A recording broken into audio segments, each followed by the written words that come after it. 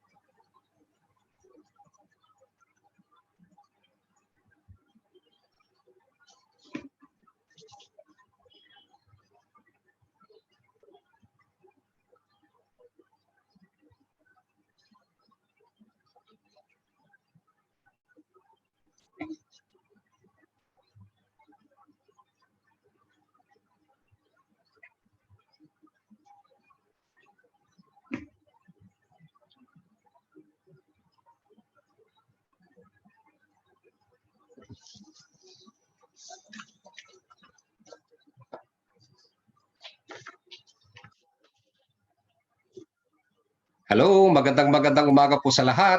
Napapakinggan po ako? Hello? Yes Okay. po, yes. Yes po, okay. Yes. Yes. Muli po, magandang umaga po sa ating lahat. On behalf of the Commission on Human Rights, I wish to welcome you all in this consultation dialogue on the rights of older persons during the COVID-19 crisis. Lubos kami nagpapasalamat sa inyong pagdalo at partisipasyon po ngayon. Tiningnan ko po, meron na po tayong 27 po dito sa Zoom.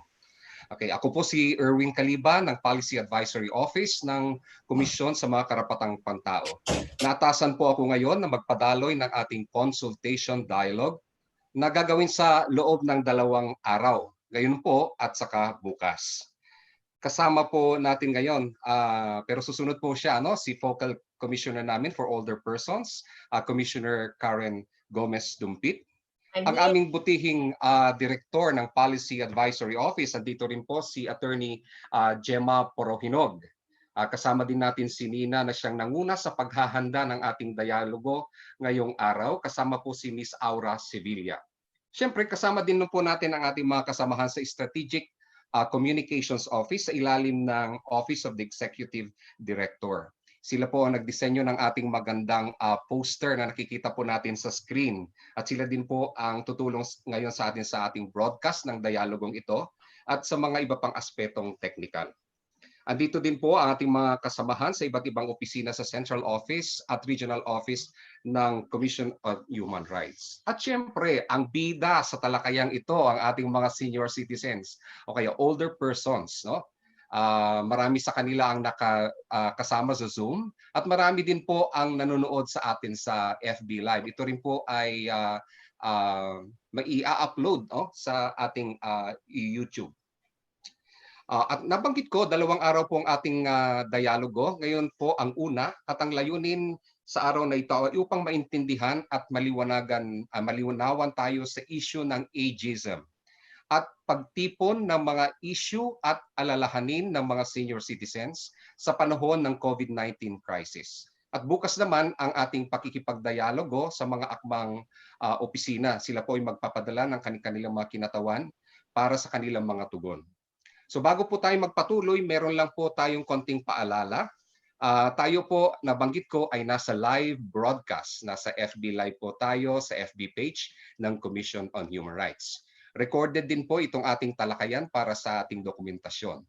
Nasabi ho kanina ni Nina, lahat po muna ay i-mute para sa mas magandang quality ng sounds para hindi po masasagap at ibang ang mga background sounds po natin. Sa mga naka-FB Live po, pinapaalala po natin na pwede po sana, kung nasa Zoom po kayo, i-mute po natin para hindi po walang magkakaroon ng interference. Okay? Magkakaroon po tayo ng open discussion. Ito po yung pagmatapos na po ang ating pagsasalita ng ating mga resource persons. Paalala lang po, kung kayo po ay magsasalita, pwede pong ipindot po natin yung raised your hand. Makikita ko po dito sa screen kung sino po yung nagre-raise ng hand at magantay po hanggang kayo po ay ma-recognize. Okay? Bago po magbigay ng pahayag, inaanyayahan po namin kayo na ibigay po muna ninyo ang inyong mga pangalan at ang inyong organisasyon na kinakatawan. So as in usual conversation, pinapaalala din po na magalang po tayo sa ating pananalita habang tayo po ay nasa diskusyon. At gawin po natin ang ating mga pananalita o kaya sharing na maiksi at direct to the point para mabigyan ng pagkakataon ang ating ibang magsasalita at siyempre mas malawak po ang ating talakayan ngayon. Ayan, nakakuan po natin ang ating house rules and open discussion. Okay?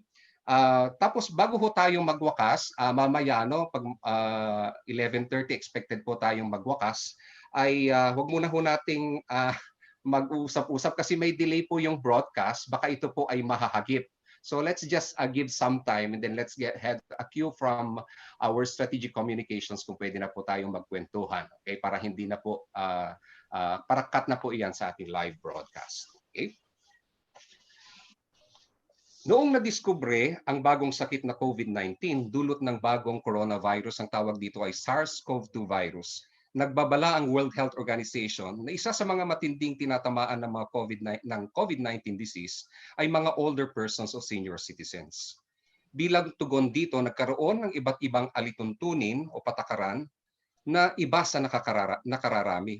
Ang layunin ay upang protektahan ang ating mga senior citizens. Marami ang pumuri sa alituntunin na ito, kabilang ang mga older persons. Pero meron din namang hindi lubos na tinanggap. Isa dito ang paglimita ng galaw or strict home quarantine ng ating mga older persons. 24-hour curfew, pagbabawal ng paggamit ng mga pampublikong transportasyon. Bagaman maganda ang hangarin, meron itong tendensiya na ipagpatuloy nito ang stereotype na sakitin, mahina, physically vulnerable at hindi malusog ang ating mga senior citizens. Okay, kabilang po sa panel of discussants, magsasalita resource person ngayon ay sina Ma'am Aura Sevilla, si Sir Chuck Manansala at si Sir Floro Francisco. Nina, wala pa po si Commissioner, ano? I'm here. Yeah, okay. Yes. Para sa ating pambungad na pananalita, siya po ay hinirang na commissioner o bago siya hinirang na commissioner ng Commission on Human Rights, siya ang naging kauna-unahang direktor ng Child Rights Center ng CHR. At sa loob ng 13 taon, siya din po ang naging direktor ng Government Linkages Office. Ngayon ay Policy Advisory Office, ang opisina ng aming kinabibilangan. Bilang direktor, siya ay nagsulong at nagtaguyod para sa pagsasakatuparan ng karapatan ng iba't ibang sektor katulad ng mga bata, mga nakapiit, mga migrante, at iba pa. At sa kasalukuyan, siya rin po ang Focal Commissioner ng mga older persons or senior citizens. Para magbigay ng pambukas na pananalita, let us all welcome ang ating masigasig at masipag na Focal Commissioner ng older persons. Let us all please welcome Commissioner Karen Gomez Dumpit. Magandang umaga. Magandang umaga sa ating lahat. Thank you, Erwin, for that introduction. Nais ko pong batiin ang ating miyembro ng ating sektor na pinagsisilbihan ng ating mga nakakatanda. Marami akong nakikitang familiar faces. Hindi ko na po kayo iisa-isahin kasi napakarami po pala ang dumalo sa ating talakayan ngayon. Just to say also that this is part of the Commission's community-based dialogues platform. And dito sa dialogong ito, we hope to be able to bridge the concerns of the sector, in particular older person sector, at yung mga allies natin, katulad ng mga non-government organizations na tumutulong po sa atin at sa older persons. Nagagalak po ako na nandito po kayo ngayon. At alam ko po na napakahirap po ng panahon ngayon, lalong-lalo na ngayon sa public health emergency na ito. Kaya minabuti namin na ipulong kayo para marinig sa inyo yung mga daing ninyo, yung mga requests ninyo, yung mga naranasan ninyo, your lived experience during this time of COVID. So just allow me to just frame our consultation with some thoughts on the advisory that we issued about several days ago, about 2 weeks ago. And this serves also as a reminder for all of us as we frame our discussions in this manner.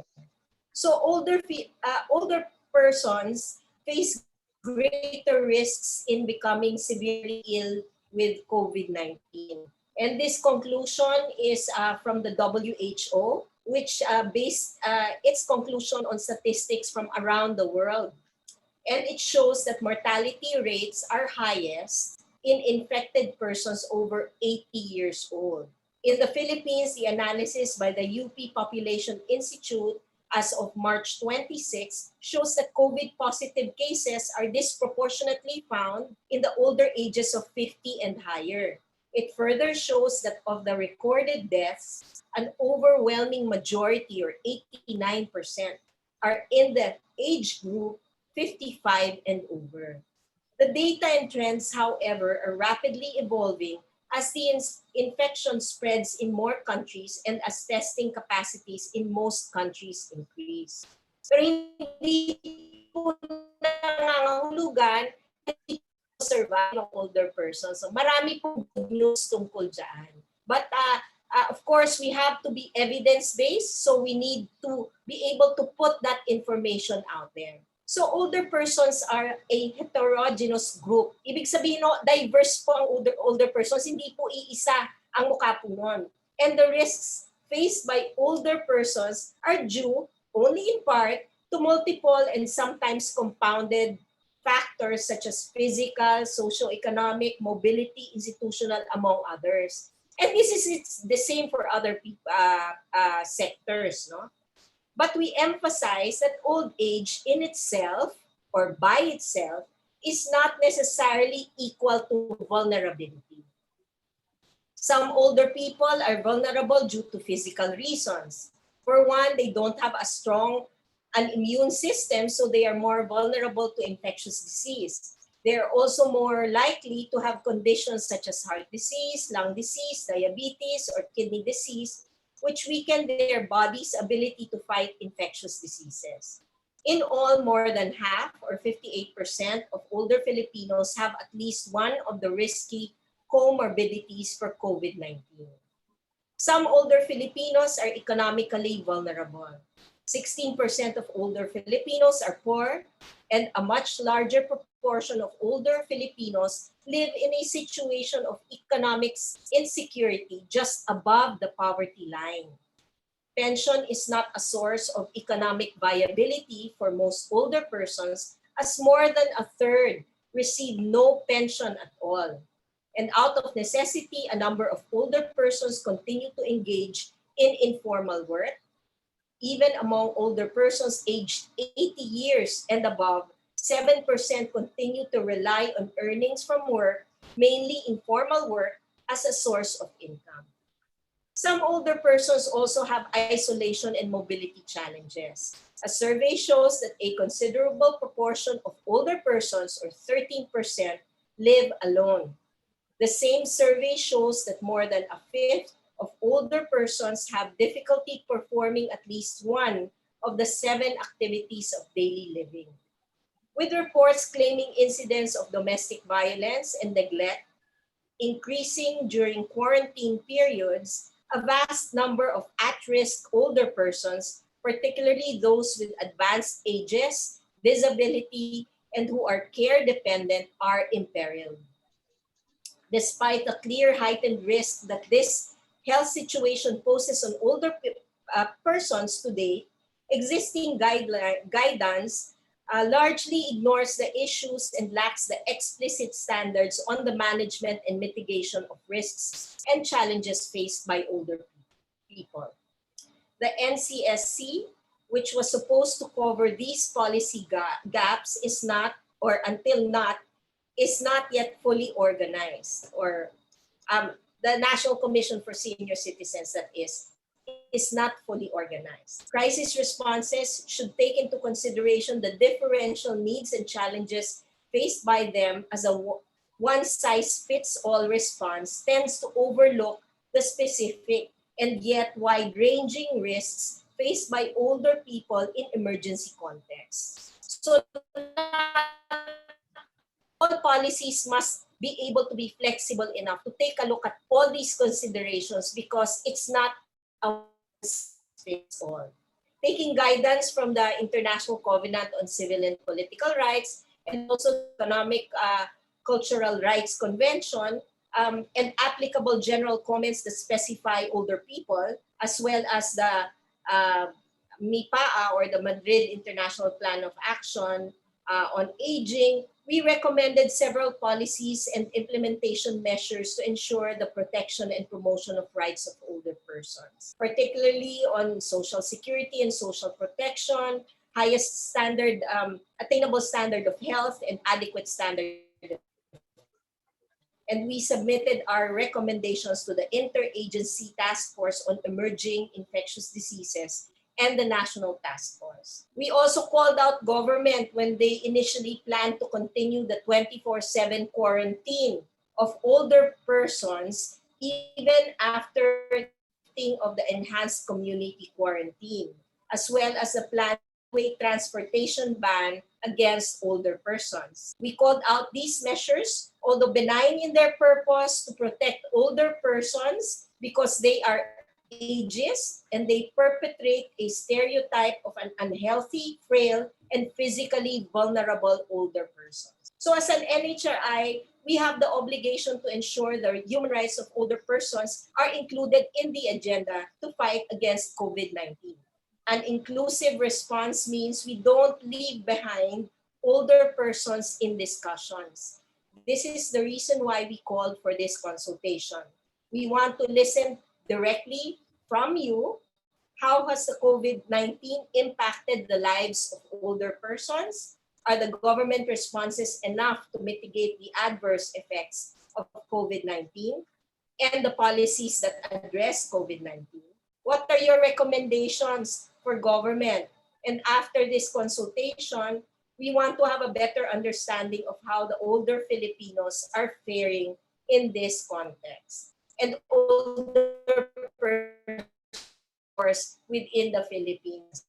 So with that, we have our ears, our minds, and our hearts open to all of you. Please speak candidly, but of course respectfully, and we'd love to hear all your thoughts on the matter so we can be in this together and fight COVID-19. Marami pong salamat sa inyong lahat. Okay.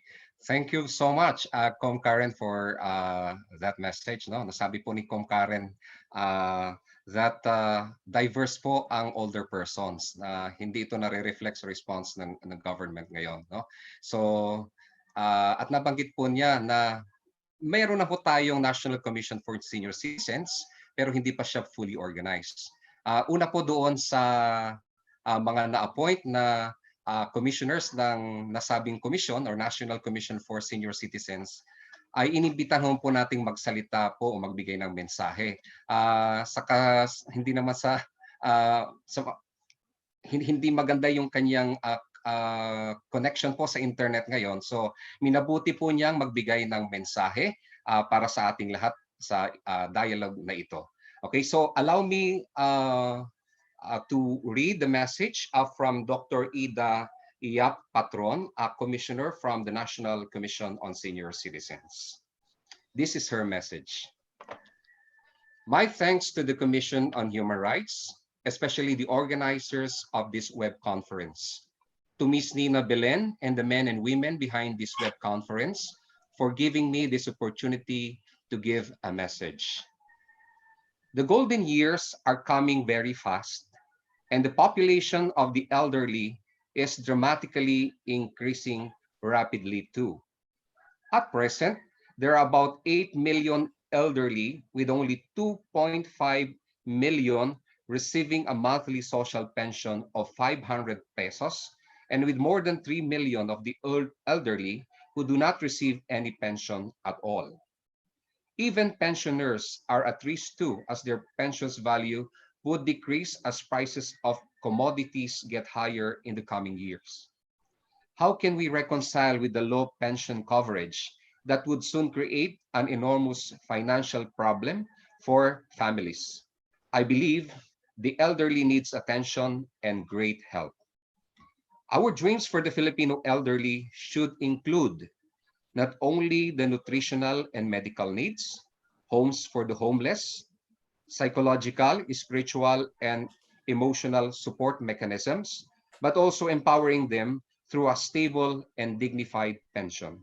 This is one way to make them not be afraid of the unknown anymore. That they will have a dignified outlook about life and positive views of aging process as a normal part of life. A positive outlook of a healthier life. This also includes change of outlook of the society about aging, about being kinder, about being respectful, and friendly to the senior citizens. A pleasant day. Mabuhay ang mga senior citizens. Sincerely, Dr. Ida Iyap Patron of the National Commission of Senior Citizens. Okay? Yun po yung mensahe po ni Dr. Ida Patron. Yun na kumihingi ng paumanhin, hindi ho siya makasama natin live dito sa ating dialogo. Okay. Ang susunod po ay isang panayam patungkol sa ageism. Ang magbibigay ng panayam sa ageism ay nagsusulong sa pagsasakatuparan ng isang aktibo at marangal na pamumuhay ng mga older persons, hindi lamang dito sa Pilipinas, kundi sa ASEAN region. Layunin niya ang pagpapahusay ng mga pulisiya, pagtipon ng mga katibayan at pagpapabuti ng kapasidad ng mga senior citizens upang makamit ang epektibong institutional change. Siya ay isang development worker, mananaliksik at legislative consultant.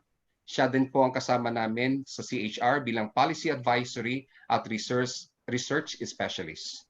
Let us all please welcome Ma'am Aura Sevilla. Ma'am Aura? Hello.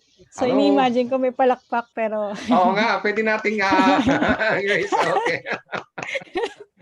Okay po. Nakaka-miss ang ating mga lolo't lola sa totoo lang. So, sana magkita-kita tayo pagkatapos nito. At napakaganda na itong oportunidad na to na ginagawa natin para kahit papaano magkaroon tayo ng talakayan. Ano nga ba yung nangyayari ngayon sa senior citizen?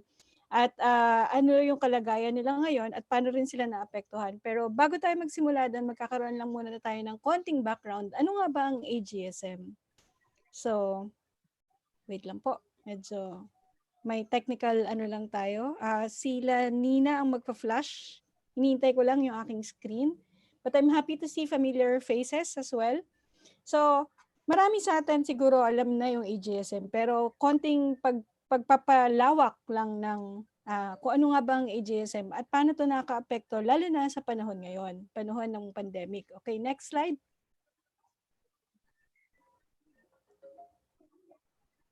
Yun. So, next slide. So, ano nga ba ang ageism?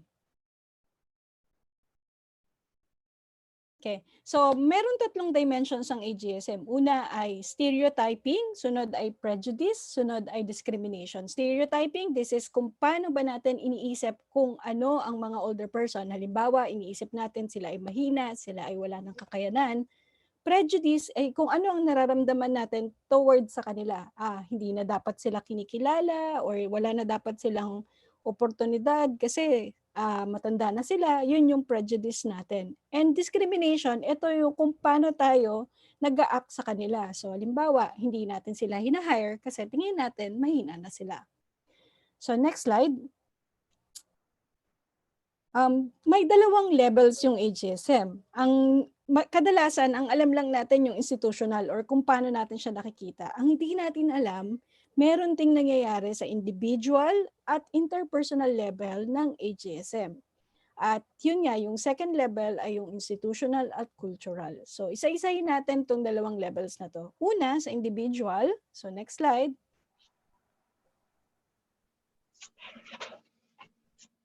Sa ano yung mga drivers ng ageism? So sa bakit ito nangyayari? So at individual level, ito nangyayari kapag meron tayong exposure to negative stereotypes. So halimbawa, madalas natin nakikita kung paano ba pinoportray ang older persons na laging mahina, tapos makikita natin halimbawa sa logo pa lang ng senior citizen, lagi na lang nakayuko, tapos laging may tungkod. So parang seemingly pinapakita na halos lahat ng senior citizen ay mahina na at frail. Not wanting to think about that. And isa din to, no? Isa din to dun sa mga factors kung bakit meron tayong individual level of ageism. Kasi marami din sa atin, ayoko pang isipin yan, matagal pa ako dyan. So maraming mga senior citizens, ang pagtingin ay, dahil nga ang pagtingin natin lagi, ang pinapakita natin sa media ay ang death ay it's a bad thing, tapos ito ay dapat katakutan. So, nagre-reflect ito kung paano tingnan ng bawat isa ng senior citizen ng kanilang pagtanda at also ang kamatayan. So, dahil ayaw nilang isipin ito, so nagre-reflect ito na iniiwasan lagi natin, halimbawa, classic sample nito, yung mga preparations for last will. So maraming senior citizen, lalo na sa kultura natin, ayaw pang pag-usapan to kasi pagtingin nila, naku, malayo pa naman ako dyan or hindi naman mangyayari pa sa akin yan. So isa yun sa mga sample. Pangalawa is visible signs of aging are devalued. This is very common sa atin lahat. Halimbawa, pag may wrinkles na ano yung common na ginagawa ng ilan sa atin? Tinatago yung wrinkles o kaya gumagamit ng mga products para matanggal yung wrinkles. It's seemingly showing na parang masama magkaroon ng wrinkles. So makikita nyo halimbawa sa image na to, mayroong ilan pa rin sa mga or marami sa mga senior citizens, they feel na it's pumapangit sila pag tumatanda sila. They feel like they're longing for their youth. They're longing dun sa mas younger looking skin nila. So makikita natin na kaya marami nire-reject nila yung idea ng ageism kasi natatakot sila because of how we project what an older person should look like. So next slide. Next is interpersonal level. This is very common. This is especially between the lack of engagement between generations. So nauso ngayon yung mga terms na millennials, boomers, Generation X, Generation Y. So, and karamihan, when we put labels, so ibinabox natin yung mga specific age groups to the characteristic of that specific generation. So sometimes, yun yung nagpe-prevent for people to have a very dynamic reaction or dynamic engagement to each other. Kasi we look at older persons or we look halimbawa for boomers, pagtingin natin sa boomers, ay masusungit yan, because they find it always na authority sila. So, ang tingin naman natin sa millennials, walang lazy or entitled brats. So meron tayo minsan na mga labels na ganun na sometimes it prevents people from engaging to each other, especially between generations. So this is also somewhat reflected on how we respond to COVID. Kasi for an instance, dahil we put labels, halimbawa na at risk ang older person. So nagkakaroon tayo minsan na, bakit hindi na lang yung mga bata yung magkaroon yan? Bakit seniors pa? So nagkakaroon din tayo ng pag-aaway between dun sa generations na which supposedly dapat mas cohesive yung generations natin, especially in this kind of pandemic. And then meron tayo laging group mentality and the othering. Grupo ng mga bata yan o grupo ng mga seniors yan. So dahil we box each other dun sa interpersonal level po na yon. So next slide. So the other drivers of ageism is yung institutional and cultural level. This is also, of course, because of the changes in time, of modernization, and then younger generations also tend to be more educated than previous periods. So we have those kind of barriers. But the problem is, when we box older people and young people lagi na ganito, yun nga, nawawalan tayo ng interactions and then nagre-reflect to sa institutions din natin. For an instance, we see a lot of institutions or companies who doesn't want to hire older people kasi they think at older people as slow and wala na mako-contribute. So it reflects dun sa pagtingin natin. Like, and this logo, makikita nyo halimbawa, lahat ng babae or younger women ay walang cane. Pero bakit they portray lagi pag older women, naka-cane na or mahina na or laging nakayuko. So next slide. So unfortunately, ageism is everywhere. Yet it is the most socially normalized of any prejudice and not widely countered like racism and sexism. Isang halimbawa natin, pag halimbawa sinabi sa'yo, oh, you look younger than your age. So normally, we tend to react on this as positively, no? Kasi we find it as a compliment. But sometimes we have to think that this is also somewhat ageist, no? Kasi we always have this projection already in mind what an older person should look like, what a 40-year-old should look like, or what a 50-year-old should look like. So mayroon na kagad tayo at the back of our mind. Kaya when we give us supposedly a compliment, oh, you look younger than your age. So parang ang tingin naman natin ay very positive yun, no? But deep inside, this is a very one of the ageist din na remark, no? But this is so common sa atin. Hindi natin to china-challenge. And halimbawa sa mga Valentine's card or Christmas cards, we always find it funny pag yung mga jokes about senior citizens, about nakakalimot na senior citizens, where in fact, hindi naman lahat ng senior citizens ay makakalimutin.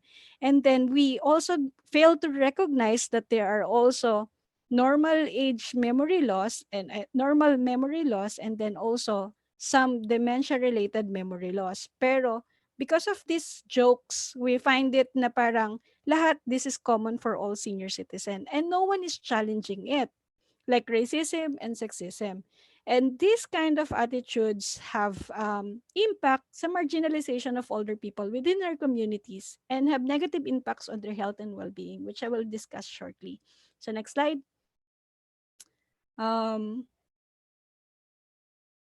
Next, okay. So ageism in healthcare, broad lang po ito, but I'll just show you some samples how ageism reflect in our healthcare. Halimbawa, we have number one, negative attitudes towards an aversion of older patients and geriatric are seen in some of the studies. For instance, in the Philippines, we have very low percentage of doctors who are taking geriatric medicine as a specialization. And then most of these specialists are also concentrated in Metro Manila. Then shortage of health workers for growing population. This has seen very kaunti lang yung health human resource natin. Nandito si Dr. Shelley, and there was a point in time na we devised a national action plan to increase the health human resources for aging.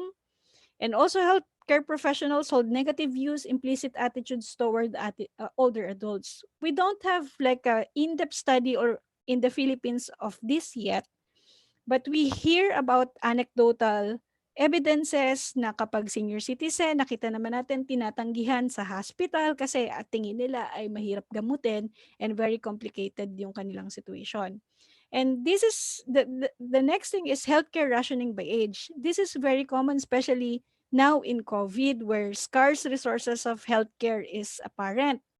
Na some hospitals in other countries have tend to introduce some policies about prioritization based on age. Kung maalala natin, somewhat in April, for an instance, the Italy has introduced a policy that all 80 years old will not be prioritized in the ICU. So this is some of the samples of the ageism in healthcare. Next slide.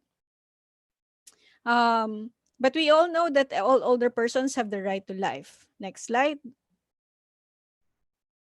How is ageism naman is nakikita natin sa employment. So in Europe, you can see about pag over 55 ka na, it's very hard to find job. It's not only in Europe, it's also here in the Philippines. This is very common, especially for OFWs, returning OFWs dahil natapos na contract nila doon when they get back.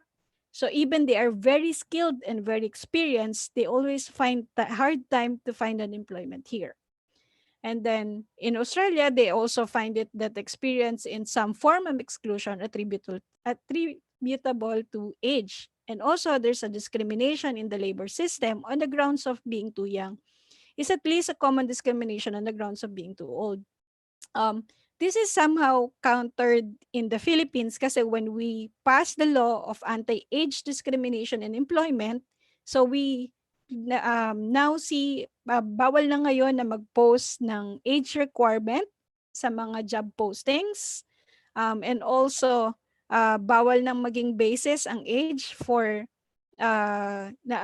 dun sa pag-hire, no? But we all know this is a positive move, pero at least paano pa rin ito nag-ooperate among employer? Hindi pa rin natin sure kung talaga nga bang ang kanilang reason kung bakit nila hindi tinanggap. Okay, next slide. Next is how ageism reflects on, next slide. This is on how ageism reflects on, next. Ageism reflects on media. This is a very common. We see always in media na negative lagi yung portrayals natin sa mga ads, no? So it's in some evidences around different countries, nakikita na talagang how we project as well yung older person. So halimbawa, makikita tayo yung mga ads on beauty skin products na they always say na it's na we should hide yung ating mga wrinkles and yung mga ganun, no? So it has been very apparent kung paano nagpo-project ang media about older persons, and most of the times it's always negative. I'd like to share this one. It's a campaign by old brand where it's actually it's an anti-aging campaign, no? So wherein they put na it's always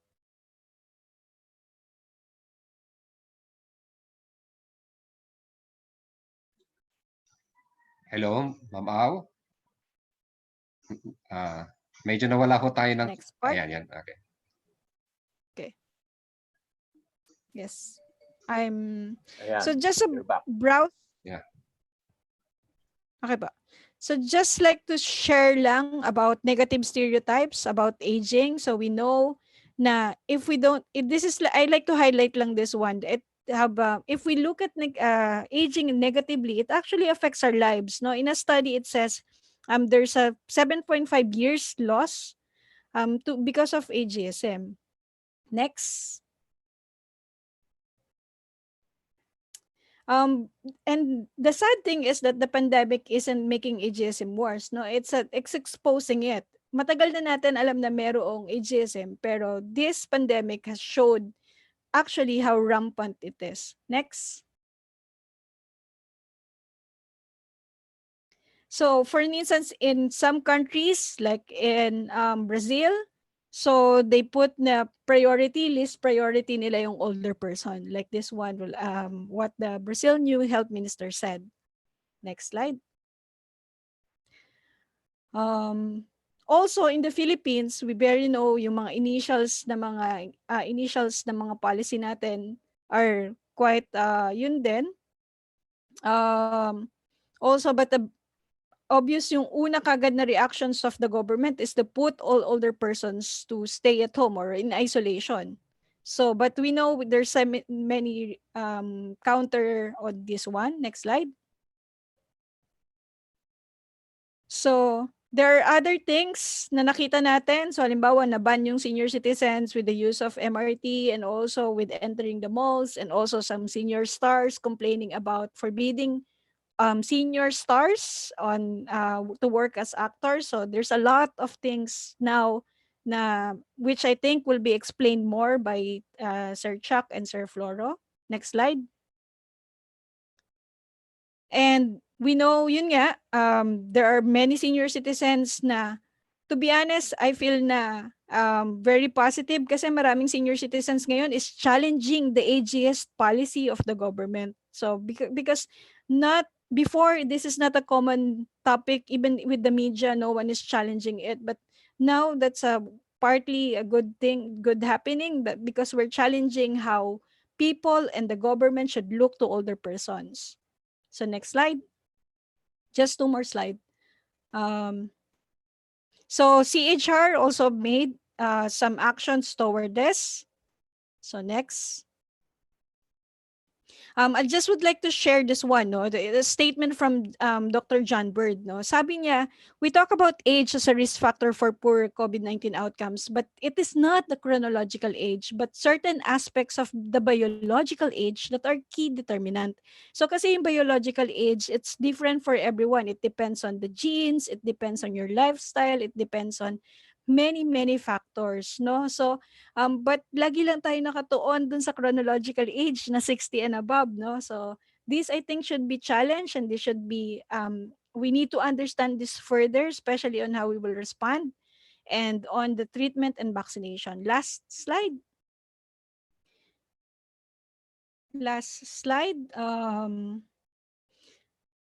So the impact of COVID-19 on older person and the pandemic spreads cannot be underestimated. The virus has exposed ageism, age discrimination, and denial of rights of older persons faced in their everyday lives. The full protection of their rights is both essential in response and once the pandemic is over. So hopefully, ngayon medyo nahihirapan tayo ngayon how to really challenge yung ageism. But I hope this will not end here.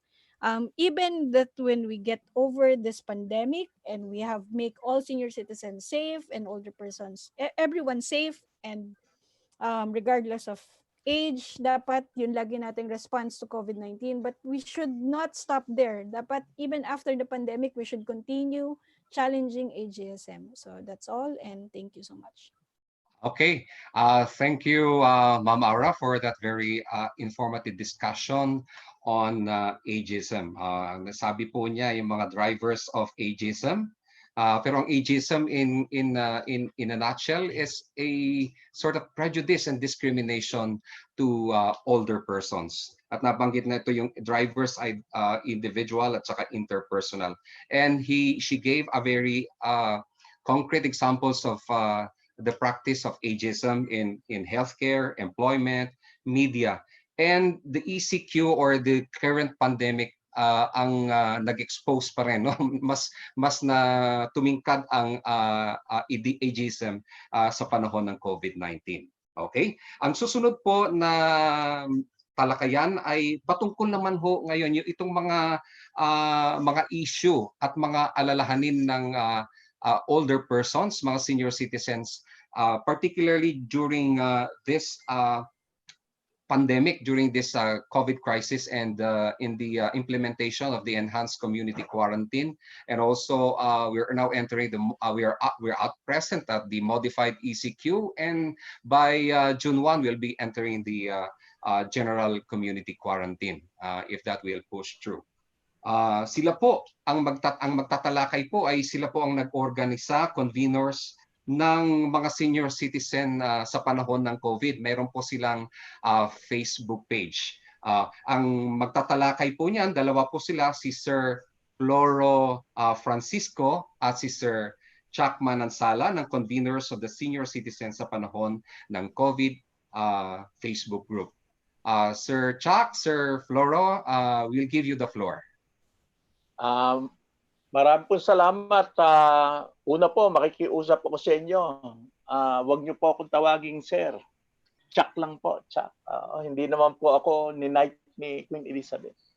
Alam ko mag-aalang tayo lahat sa mga nakatatanda at sana lahat nga ganun kagalang, ano? Pero ang realidad ay hindi, no? Ngayon ko lang nakuha ng lubos yung ideya ng ageism, no? Andyan si Floro, ewan ko kung familiar sa kanya yon. Siguro, ang gawin na lang namin, kasi alam kong maiksi ang panahon, merong akong i-raise na ilang mga usapin, tapos si Floro, i-raise niya usapin. Ako may kinalaman sa mobility, samantalang si Floro ay may kinalaman sa SAP at iba pang mga usapin sa pensyon, at tackle din namin ng konti yung tungkol sa health. Yung pag-ideya ng ageism, ngayon ko lang talaga siya nasasapol. Sa edad kong ito, marami pa palang bagong pwedeng matutunan. Ngayon ko naiintindihan kung bakit ganito ang takbo ng isip ng mga tao. Bukod sa ang lumilitaw, ang pinakamalakas naming kakampi ngayon ay ang Commission on Human Rights, dahil parang naiintindihan ng lubos ng Commission on Human Rights yung kinalalagyan namin. Doon pong mag-umpisa ito, ang una nilang ginawa ay gusto nila tayong ilagay sa house arrest, ayaw tayong palabasin sa bahay. Hanggang ngayon, kahit sinabi na at inilinaw na ng IATF sa kanilang resolution number 30, sa lahat ng kanilang paliwanag tungkol sa mga ECQ, MECQ, and QQQ with Shirota strain na marami pang iba't ibang klase ng ECQ nakakalito na, lahat doon, ang sinasabi naman ay pwedeng lumabas ang mga senior citizen kapag kailangan niyang mag-obtain o bumili, kumuha, magkaroon ng essential goods and services o para pumasok sa trabaho sa mga permitted industries at offices. Sakdal linaw po yun. Kaya lang yung pagkakapahayag ay nakakalito. Kaya yun ang una namin panawagan sa ating mga kaedad at ka-senior. Ka-senior po ang tawag namin sa kanila. Sa IATF at saka sa NTF, sa National Task Force. Medyo i-shift po natin yung pagtingin natin mula sa police control towards health protection. Kaya ang panawagan po namin na naka-paskil na ngayon sa aming page at sa iba pang pages ng internet, meron po kaming i-final na petition sa change.org. At kung pwede yung payagan ako, babasahin ko kung ano yung problema. Ang problema po, yung mismong pagkakasulat ng guidelines ay nakakalito dahil ang inuna ko ano yung bawal at ang idinugtong sa dulo ay kung ano yung pwede. Ibig sabihin pwede, kaya lang ang nakikita lang ng mga enforcer yung bawal. Ito ang sabi, any person, may konti pang dagdag doon, who are 60 years old and above, those with immunodeficiency, comorbidities, or other health risks, and pregnant women, including any person who resides with the aforementioned, shall be required to remain in their residence at all times. Usually, yun lang po ang nakikita. Kasi hindi na po nababasa yung karugtong. Meron pong karugtong yun Except when indispensable under the circumstances, for obtaining essential goods and services or for work in permitted industries and offices. Ang experience po natin sa ground, yung LGU at mga enforcer, ang nakikita lang yung restriction pero hindi po nakikita yung exception na pwedeng lumabas. Kaya ang panawagan po namin ay ilinaw itong panawagan ang ating mga guidelines para wag kaming magkaroon ng konting risk, no? Baka may mga ilang enforcer po walang galang na, no? Yung pong masyadong mahilig mamalo ng tao, no? Baka meron pong dalang yan to kay mapagkamalan po kami dahil lumabas kami at agad-agad physical force ang i-apply. Hindi naman po kami mga kung fu masters, pero malakas pa kami. Ngayon, meron pang iba na ayaw namin makipag-argumento o magkaroon pa ng mga hindi pagkakaintindihan sa pagitan ng mga senior citizen at mga enforcer dahil do sa misinterpretation ng guideline.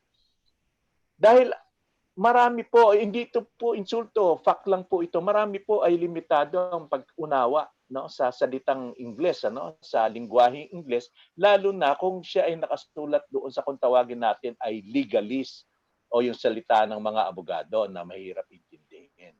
Kaya humihingi po kami ng rewarding ng guidelines. Maglabas po sana ng IATF ng isang separate clause specific sa mga concerns ng senior citizens. Babasahin ko po, meron po kaming proposal. Ito po ang proposal namin. Any person 60 years old and above is free to go to any place where people may go, but they will be provided ample protection from health risks. Whenever they go out of their residences, they must strictly and diligently comply with all public health practices prescribed by the DOH or their places of work or the establishment they are dealing with as they obtain essential goods and services, including wearing face masks or protective equipment or any combination thereof, which can effectively prevent the transmission of COVID-19.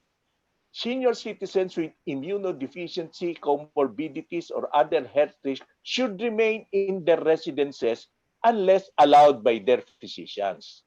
Senior citizens who live alone or cannot go out will be provided with compassionate assistance by barangay and purok officials and or the personnel of the Social Welfare and Development Office in the municipalities or cities. Finally, a valid senior's ID shall serve as quarantine pass, provided it is the original citizen's identification card issued by the OSCA of the place where the senior citizen resides and which shall be honored nationwide or any other ID prescribed in RA 9994 or the Expanded Senior Citizens Act of 2020. So ay 2010. Kaya po nakikiusap kami na bukod po sa baguhin yung guideline at ilinaw, sana yung sinabi ng IATF tumagos hanggang si LGU at iisang boses lang sila. Ay mamaya po, meron tayong mga halimbawa ng mga problema na lumilitaw na hindi po magkakaiba ang sinasabi ng LGU sa IATF. We ask that at all administrative levels ay iisa lang ang kanilang boses. At kung pwede, isalin nila sa Pilipino at iba pang lokal na lingwahe para nagkakaintindihan ng malinaw. Basically, yung po panawagan namin sa umpisa nung panawagan natin, huwag nating ikulong ang mga senior citizen. Meron na tayong inabot na dunong, ano? Meron na po tayong alam sa kung paano tayo dapat magproteksyon ng sarili. Hindi naman po kami aabot sa edad na 65 kung hindi namin naintindihan kung paano umiwas sa sakuna at paano umiwas sa sakit. At lalong ayaw naming makahawa sa iba. Sa edad namin ito, marami pa kaming gustong gawin, marami pa kaming pangarap. Hindi po namin yan i-risk o hindi namin yan gagawin para kami bara-bara ng bahala na kung anong mangyari. Sana po maintindihan ito ng ating IATF at ng ating NTF at lalo na po ng ating presidente. Naka-edad po namin. Senior citizen din po silang lahat. Kaya kung sila po ay may lakas na gumawa pa ng hanap buhay, tingin ko naman ang karamihan ng ating mga senior citizen ay meron pa rin namang lakas sa kanya-kanyang abot ng makakaya na makapag-contribute sa buhay ng bansa. Di ba, Floro? Anong palagay mo ron? Siyempre, marami pang malakas sa atin. Sa akin, tingin ko dapat ay bigyan ng pagsusuri muli ang mga patakaran na inilabas, lalong-lalo na sa usapin ng itong ating mobility, no? Dahil may karapatan tayong kumilos. Pero bukod doon, ang isang napakalaking issue para sa mga senior citizen ay itong feeling ng marami na senior citizen na hindi nakasama doon sa mga nakinabang sa tinatawag na social amelioration program at saka doon sa mga ayuda, no? Kasi dalawang klase po ang social safety net na binigay, no? Yung social amelioration program na galing sa gobyerno, sa national government, at saka yung ayuda na binibigay ng mga LGU galing sa kanilang mga sariling budget doon sa tinatawag na relief budget nila, no? At ang napakasaklap nito ay ayon sa aming mga natanggap ay napakaraming mga senior citizen ang hindi nakasama sa listahan. At ang pakiramdam nila ay sila ay excluded sila sa society, no? At ito ay karapatan ng bawat isa dun sa prinsipyo ng equal protection na sana ay kasama lahat. Ngayon, saan po nag-umpisa ang problema? Ang problema nag-umpisa doon sa pagdidesisyon ng mga social welfare officers ng DSWD at saka mga local DSWD doon sa proseso nila ng pag-qualify kung sino ang dapat makinabang at sino ang mga naging beneficiaryo. No, ang pakiramdam ng marami ay nagkaroon ng arbitrariness at confusion at saka meron ding feeling ng favoritism, meron ding feeling ng manipulation ng data at higit sa lahat may feeling ng corruption na nangyayari dahil nga hindi na isama ang maraming tao, no? Ano bang naging dahilan, no? Una, inakala nila na hindi lahat ng senior citizen ay nangangailangan, pero marami ang nangangailangan, no? So anong ginawa nila? Inakala nila unang-una yung social pension tinatawag ay kasama na yun sa ayuda. Hindi po dahil dati naman yung nakabudget, no? Pangalawa, maraming senior citizen na merong silang SSS at saka GIS pension na inakala nila ay dapat na hindi makasama dahil meron na silang pension. Pero nakalimutan nitong mga social welfare officer na ang mga pension ng karamihan ay below 5,000, which is lower than what they are supposed to give. So ibig sabihin ay kulang, no? Pangatlo, inakala ng mga iba na kung meron kang mga anak na professional, meron kang anak sa abroad, meron kang anak na nagtatrabaho, nakakasiguro ka na. Hindi nila naiisip na maraming mga senior citizen ay pinapabayaan po ng mga anak nila. No, napakasaklap ipamalita sa buong bayan na ikaw ay pinabayaan ka ng mga anak mo. Pangalawa, maraming senior citizen nakatira mag-isa kasi yung mga anak nila nakatira sa abroad o nasa ibang bayan. Pangatlo rito, meron mang pwedeng magpadala dahil nga naka-lockdown tayo, yung remittances ay hindi makakarating kaagad o baka hindi nga maipadala. Pang-apat, yung mga ibang senior citizen, wala na sila talagang maasahan.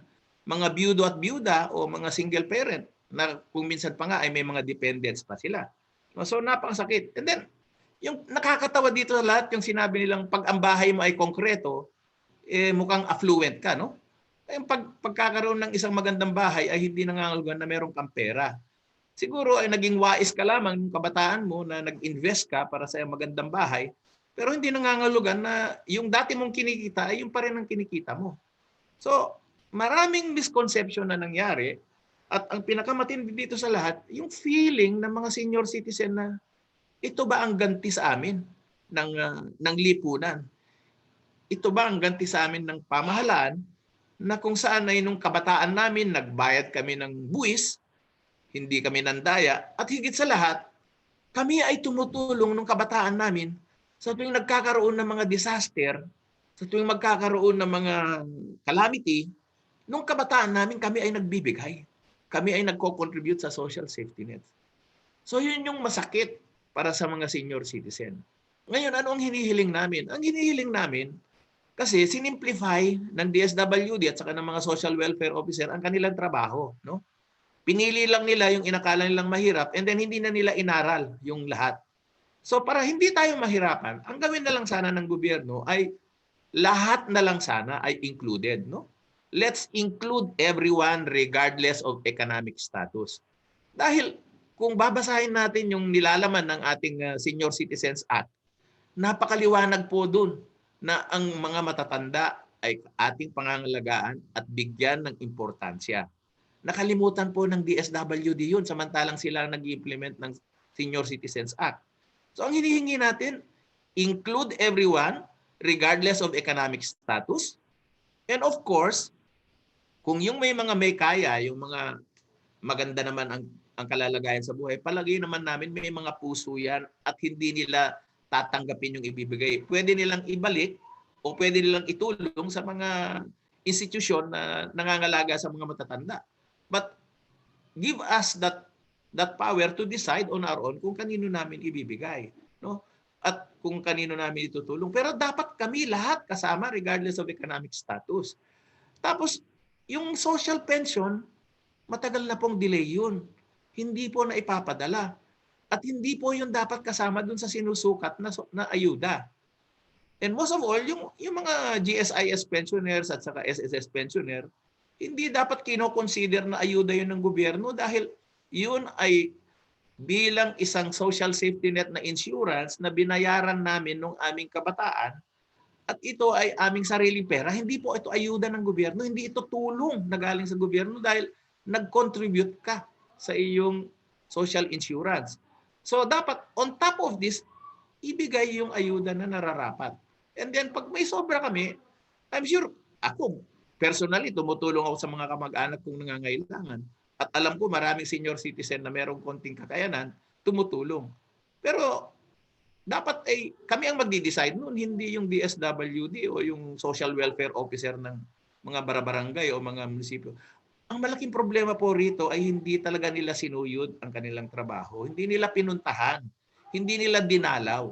Kung kaya't ang request namin, ibigay ito retroactively at sana pag dineliver ito, dalhin doon sa mga senior citizen nang sa gayon ay makita nyo at makilala nyo ang tunay na kalagayan nila. No? At kung sana ay hinihiling namin, ibigay ito retroactively at kung ibibigay man, ay sana i-deliver na lang sa mga senior citizen o kaya kung may mga ATM yung mga senior citizen ay i-deposito na lang sa bangko. Pero mas maganda sana kung i-deliver personally ng mga social welfare officer para makita nyo kung anong tunay na kalagayan. Tapos, ang isa pang matinding problema natin dito, maraming senior citizen na nagtatrabaho pa. No? Yung mga nasa 60 to 65 years old, ay marami pa dyan employed. Pero hindi rin po sila nakinabang doon sa programa ng gobyerno na camp at saka yung tupad na pinapairal ng DOLE. Marami pong senior citizen hindi naman nakasali dyan. So sana ay itong DOLE ay suyurin din nila. Sana bigyan ng priority yung mga senior citizen na makinabang doon sa camp at saka doon sa tupad na hindi natupad. At higit sa lahat, sana ay huwag kalimutan na maraming senior citizen ay wala sa radar. No? Maraming senior citizen ay invisible sa mga communities nila. Hanapin po natin sila. Magtanong po tayo kasi may mga purok officials naman kayo, may mga purok chair kayo. I'm sure yung mga purok chair, alam nila kung sino-sino ang mga senior citizen. So, nakakatuwa nito dahil meron tayong mga Office for Senior Citizens Affairs na dapat ay kinukonsulta. So, feeling namin, nung ginawa itong mga programang ito, walang makatotohanang konsultahan at walang pagdadamay sa pagpaplano at pagdidesisyon sa representasyon ng mga senior citizen. At yan po ang hinihiling namin. And then, na-discover ko na meron palang 5 representative ang senior citizen dun sa coordinating board ng inilabas sa Senior Citizens Act. And then, nung nagtanong-tanong ako, hindi pala ito na nalalagyan ng tao, mukhang iisa pa lamang ang nailagay.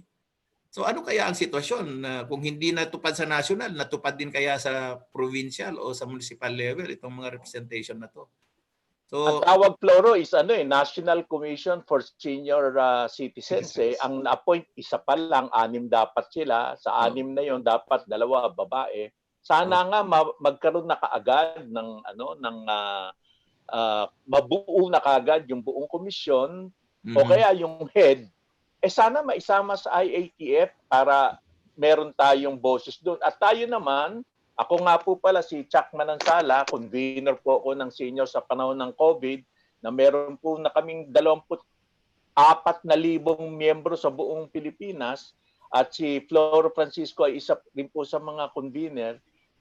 Ang isa pang dagdag na problema on top of the SAP and the pension, Floro, yung mental, physiological at saka psychosocial Health issues. Alam mo po, itong pagka-quarantine na to, hindi po ito simple, na napakahirap po yung nakakulong ka sa isang maliit na lugar. Mabuti-buti po, tayong mga merong internet, tayong may mga kwartong naiikutan, may konti tayong laya, may konti tayong bakuran. Yung pong mga invisible na sinasabi ni Kaploro, yan yung medyo talagang iisip na lang ako, I can just imagine kung ano na ang dinadanas nila sa mga lugar na masikip, sa lugar na maiinit, lalo na yung mga walang bubong sa kanilang mga bumbunan, yung mga walang bahay. Anong gagawin natin dyan? Kailangan natin silang maabot. Kaya po yung panawagan ng mga senior citizen ay very urgent pero tama ka, Ura. Dapat maski nalampas dito sa panahon ng COVID, hindi natin dapat i-give up yung laban, no? Sa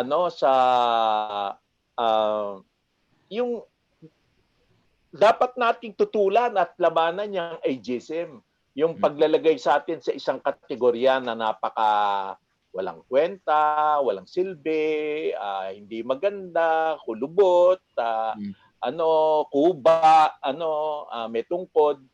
At ang realidad ay napakalaking pagkakaiba dahil sa karanasan natin sa senior sa panahon ng COVID, napakaraming magagaling na senior at napakaraming mga hinaing na siguro mamaya mailalabas. Chuck, gusto ko lang dagdagan yung usapin nung tungkol sa healthcare, no? Kasi kagabi, for the first time, binasa ko yung Senior Citizens Act. Ang daming pinangako dun, lalong-lalo sa usapin ng healthcare, yung mga bahay para sa mga matatanda, yung mga hospital care para sa mga matatanda. Ang daming nakasulat, pero tingin ko walang natutupad dun, no? Na sana ay bawat city o municipality ay magkaroon ng facilities para sa senior citizens, kasi maraming senior citizens, masakit man sabihin, pero pinababayaan sila ng kanilang mga kamag-anak. At sana meron silang pupuntahan. Mapalad yung mga iba sa atin na mayroong tahanan, may mga anak na tumutulong, pero hindi po lahat ay pare-pareho. Marami pong nangangailangan ng medical and social services ng mga senior citizen na dapat bigyan ng pansin. At ito, minumungkahi ko, sana maging universal yung social insurance pagdating sa senior citizen, yung social safety nets maging universal. At hindi naman ho napakalaging budget ang kailangan dito. Sinuma ko nga using the DOF data of 2015, yung 7.5 million, sa halagang 5,000 na minimum, nasa 37.5 billion ang kailangan natin. Kung titingnan mo yung buong budget na 260 billion yung unang pinalabas, napakaliit lang ito, 14.2% lang ng buong budget kung ibibigay. At saka, bakit tayo kakabahan? Pinagyayabang ng gobyerno natin, itong nakaraang gobyerno at saka ang gobyernong ito, na ang Philippines ay 6% growth over the years. So, ibig sabihin, we are in an economic position to be able to raise the needed funds for senior citizens.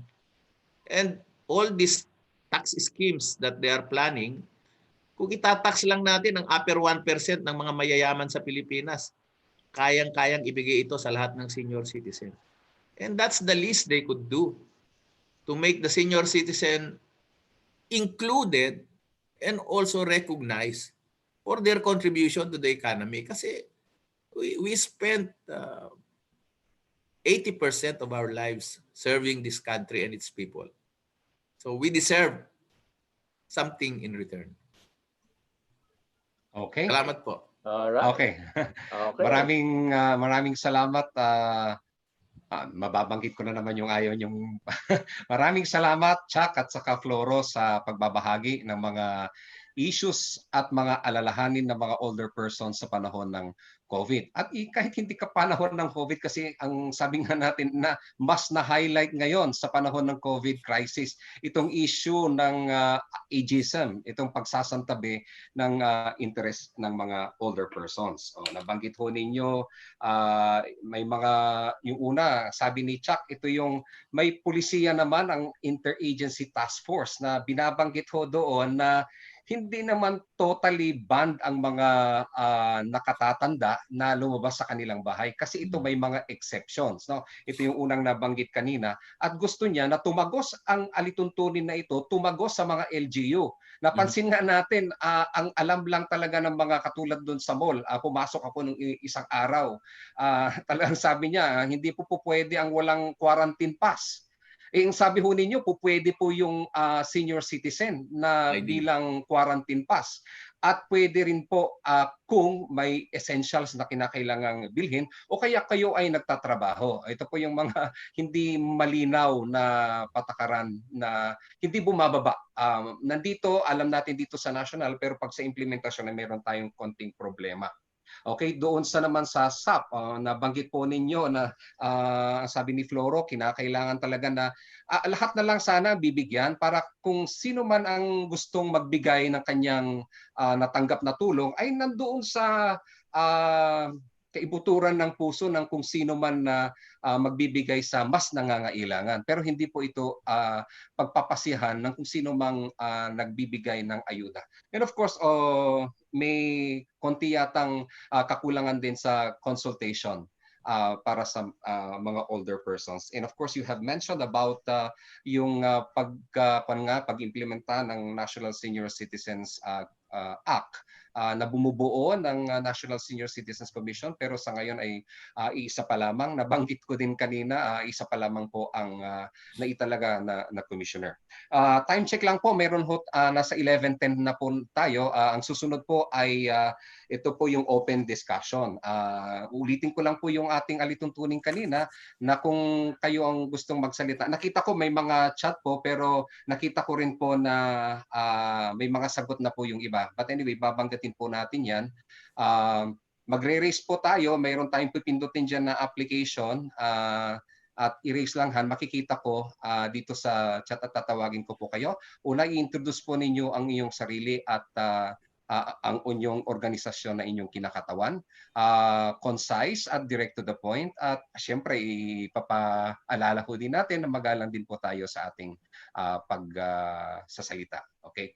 Nakikita ko po dito sino ba yung may kanina? Merong si Chit yata yon. May nakita ko na sandali, nawala ako sa screen.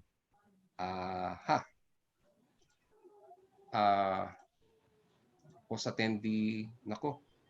Hello? Hello, napapakinggan po ako? Narinig po kayo? Narinig okay, po Opo, kayo? naririnig po kayo. Medyo nawala Pati ang ako video sa... malinaw. Okay. Si Cheat, bibigyan daan po natin si Cheat Lacson. Hello? Nina, i-unmute po natin si Cheat. Hello, Cheat? Okay, baka hindi pa ready si Cheat. Si Salve, nakita ko dito, Salve Basiano. Kung may dadagdag pa tayo sa mga issues alalahanin o kaya may mga bagay-bagay na gusto natin. Ayun na. Hello po. Hello. Si Salve po ito? No, sir. No, Sir Erwin Erwin. po. Si Cheat. Lacson po. Sige. Si Cheat Lacson. Please go po. You introduce kasi yourself and kanina, hindi naka-unmute Ito, na-unmute na. Okay. Magandang tanghali po sa ating lahat.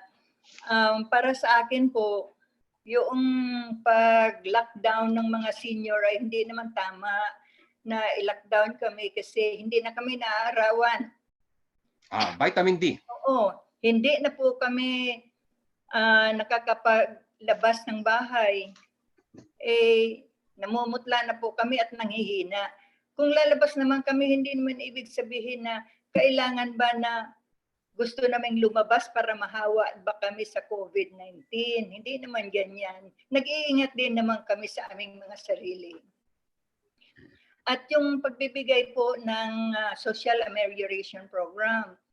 Kasi inaasahan na yung mga purok leaders, yung mga HUA, yung mga kung sinong mga leaders, yun yung magre-recommend para sa barangay.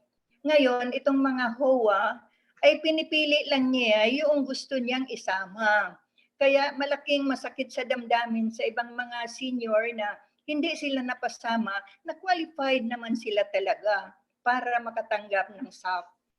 Yun lang po. Kaya tama yung sinabi ni Sir Floro na lahat na senior citizen, kung 8 million siya times 8,000 pesos, o ipalagay na natin kung mababa pa ba, kung isama at kwentahin natin, ita-times natin sa 8,000, 8 million na mga senior citizen, wala pa po yan sa 1/4 doon sa ating budget para sa SAP. Kung nilahat na minimize pa yung korupsyon, na pinipili lang nila, at mayroon pa ngang iba na naglista, hindi rin naman nakatanggap. Nilista na yung pangalan nila. Paano naman ang gagawin ng senior? Pupunta sila para hindi naman sila makapunta doon para mag-inquire doon kung kasama ba sila o hindi, dahil bawal naman lumabas.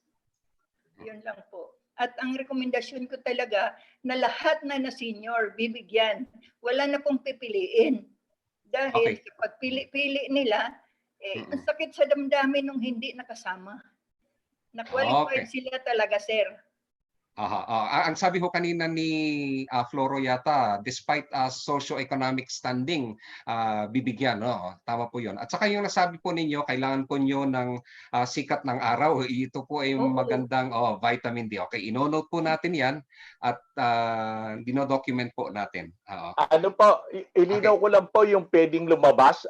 Ano na po yun? Naipanalo na natin yun. Nasa IATF guidelines na po yun. Pwedeng lumabas para maglakad-lakad at magpaaraw.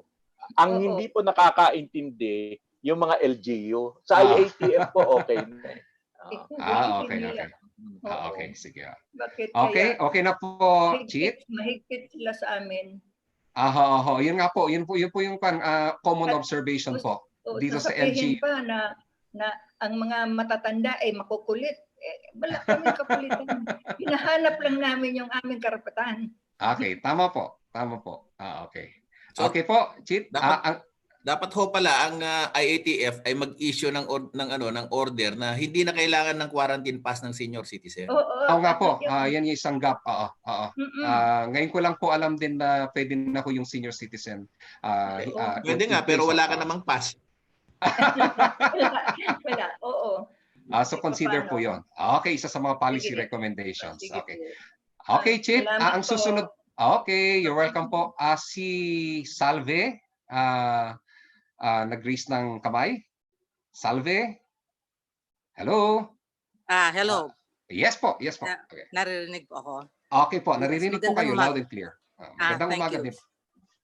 Thank you. Magandang umaga po sa inyong lahat at salamat sa mga speakers natin na nagbigay ng comprehensive na mga impormasyon tungkol sa mga nakatatanda at sa koneksyon nito ng ating edad, koneksyon nito sa panahon na sa programa ng gobyerno tungkol sa responses nila sa COVID-19. Gusto ko pong sabihin sa inyo na ever since, lagi kong sinasabi na ang mga nakatatanda ay parang laging nasa hulihan. We are in the least priority sa radar ng sino man ng ating lipunan, lalong-lalo na ng ating gobyerno. Ang mga programa ng ating lipunan, ng ating gobyerno, yung ageism, andiyan talamak talaga, and it is reflected in almost everything sa lahat ng ating pakikitungo sa komunidad at ganoon din sa ating engagements with government. Ako po pala ay sectoral representative ng Senior Citizen Sectoral Council ng National Anti-Poverty Commission. from 2015 up to the present po. At sa akin pong obserbasyon at saka sa mga pag-aaral ko ng mga literature on older persons, talagang in almost all countries, talaga pong nananaig ang ageism to the point na hindi na lamang yung komunidad ang pwede nating akusahan ng ageism, kundi even ourselves. Tayong mga nakatatanda, it has become internal na ang pagtingin ng karamihan sa mga nakatatanda sa kanilang sarili ay masyado nang napakababa, na ang tingin din nila ay umaayon sa pagtingin ng ibang tao doon sa ating sitwasyon. Parang we agree na lang, agreed tayo na oo, mahina kami, oo, wala na kaming kakayanan, yung mga ganong tipo. So that makes us even more vulnerable sa lahat ng mga sabihin na nating pagpapaano sa atin sa ating mga pagkatao, pagpapababa sa ating pagkatao. Opo. Tama po yung sinabi ninyo kanina na while ang ating gobyerno ay yung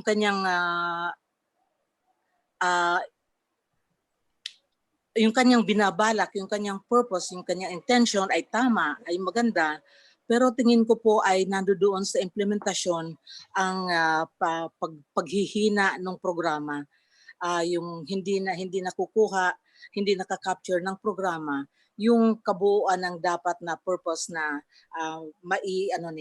maibigay sa mga tao. For instance, andiyan po yung sinasabi ninyong nandoon naman sa ibinigay sa ating mga protocol, nandoon naman na nakalagay naman na ang mga nakatatanda ay libre naman talagang lumabas, except na this is mentioned at the end, kumbaga nauunang binabanggit yung mga hindi dapat at nahuhuli yung ay po pwede naman pala. I think this is more on the yung natin propensity sa pagbabanggit ng mga negatibo muna bago yung positibo. Kasi ako I believe in giving the good news first before the bad. Diba? Unahin natin yung good news para yung taong kausap natin ay kumbaga na-perk up ang kanyang damdamin.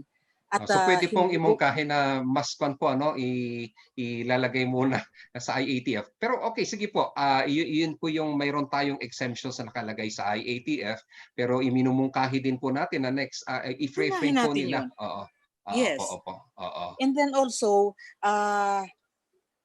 sabi ko nga yung ating gobyerno medyo mahina talaga sa consider sa mga seniors dahil doon sa talamak na ageism. Meron po tayo sa batas natin sa Republic Act 1994 na provision para sa geriatric wards in all government hospitals. Pero hanggang ngayon po, I would say siguro baka 2 lamang sa buong bansa ang ospital na merong geriatric wards. All the others, pampubliko po? Yes. Naka-provide po yan sa batas, pero I doubt na meron pang iba liban sa PGH at saka sa hindi na nga yata gobyerno, hindi yata government hospital yung malaking ospital diyan sa Okay. So anyway, what I'm trying to say is hindi ma-accommodate ng gobyerno sa kanilang mga programa yung tungkol sa mga seniors. Okay, And so then, may kakulangan pa rin po sa area ng mental health. Yes. Yun po ang pinupunto po, Salvi, Opo. And then also, meron pa? Meron pa po. Okay, sige po. Ang tinitingnan ko po yung ang maraming nagsasabi na senior citizens are no longer contributing to nation building. Ang sinasabi ko, that is not true. Dahil hindi lang noong panahon kami tumutulong sa ating bansa, kundi even up to this time, we still pay taxes. Wala na po, totoo yan. We don't pay income taxes anymore. Hindi namin kasalanan yun kasi wala na kaming income. Diba? Okay. So anong taxes dapat naming bayaran? But the truth is, anytime pumunta kami ng tindahan at bibili kami ng kung ano dyan, meron pong tax yan. Automatic po yun. Bibihira yung meron kaming IVAT, di ba? Ang IVAT exemption lang ay doon sa kinakain namin kung kami ay sinuwerte na kumain sa restaurant. Pero bihira kaming pumunta ng restaurant dahil magkano na lang ang pension namin, di ba? And then, kami po, sometime nitong April, ay nakatanggap kami ng patalastas mula sa DSWD asking us, consulting us kung ano ang pwede naming i-rekomenda at ayon doon sa kanilang may bago sila kasing protocol para sa sa SAP, parang additional. So ang ano po doon, I was surprised na sa ilang mga items doon, dalawa na kaagad ang magkasunod na sa amin, kontra sa amin sa mga nakatatanda. Number 4 and number 5 are all about pensions, to the point na kahit na yung mga social pensioner ng 500 pesos a month lang, pati yung mga yon ay hindi sinali sa SAP. So kami po, nag-ano kami ng reaction doon. In fact, we came out with resolutions. Yung isang resolution namin ng NAPSI ay yung inclusion ng mga 5,000 or lower na pensioners. Kasi ang karamihan po, lalo kung SSS kayo, ang karamihan dyan ay lower than 5,000 ang pension. So kung halos majority na ng mga SSS pensioners ay napakababa ng tinatanggap tapos tatanggalin pa sa SAP, masyadong kumbaga ay nakakaapi, no? Nakakaapi sa mga seniors. So we came up with this resolution. Unfortunately, dinecline po ito. At ang sinasabi, meron na kaming tinatanggap eh. So that's reason enough for us to be excluded from the SAP. And second, we came up with another resolution requesting for the advanced release of the 13th month pension. Sa Disyembre pa po yan, yung 13th month pension. Hinihingi na po namin ngayon dahil wala kami sa SAP. Wala kaming tinatanggap na ayuda mula sa gobyerno. So ang sinasabi namin, ito yung panahon, kailangan talaga namin ng additional na pondo para aming magamit sa aming mga gamot at sa aming pagkain. Dahil like you said, hindi naman po kami lahat na mga seniors ay kumbaga may mga anak na mga nasa abroad na talagang pinapadalhan kami ng sapat na para sa pangangailangan. So what we're saying is this is the time when we need most funding para sa aming mga pangangailangan. So bakit kami maghihintay pa nung Disyembre na baka for all you know, baka wala na kami sa Disyembre, knock on wood.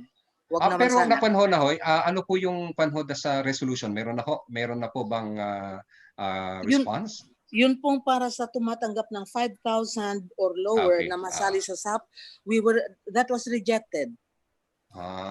Pero po yung susunod naming resolution, naming resolution requesting all social service how would you call that?